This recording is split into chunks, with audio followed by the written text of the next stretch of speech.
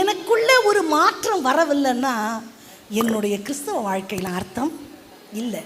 எனக்குள்ள கிறிஸ்து வந்திருப்பாரானால் ரட்சிப்பு என்பது it's a cup of tea for everyone. ஆமாவா? கிறிஸ்துவ குடும்பத்தில் பிறக்கிறதுனால நான் கிறிஸ்தவன் அல்ல. எங்கள் அப்பா பாஸ்டர், எங்கள் அம்மா ஊழியக்காரி தான். என்னுடைய 19வது வயது வரைக்கும் எனக்கும் ஆண்டவருக்கும் ஒரு நூல் இழ கூட ஒரு உறவும் இல்லை. அப்படின்னா பைபிள் படித்தது உண்மை, சர்ச்சுக்கு போனது உண்மை, ஜெபம் பண்ணது உண்மை, எங்கள் அப்பா கையில் ஞானஸ்தானம் வாங்கினது உண்மை.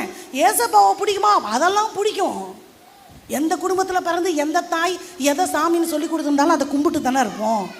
அதனால் நான் கிறிஸ்தவன் அல்ல.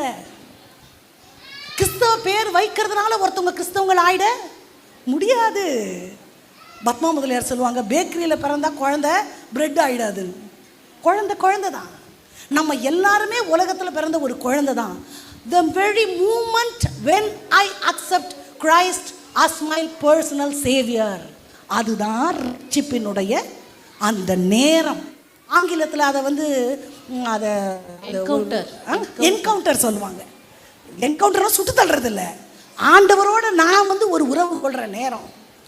இந்த மாதிரி ஆண்டவர் எனக்குள்ள வந்த பிறகு என்ன வந்துச்சு? எந்தன் வாழ்க்கையில் விந்தை மாற்றமே, எந்தன் வாழ்க்கையில் விந்தை மாற்றமே, எந்தன் வாழ்க்கையில் விந்தை மாற்றமே, இன்ப இயேசு என் உள்ளில் வந்ததா.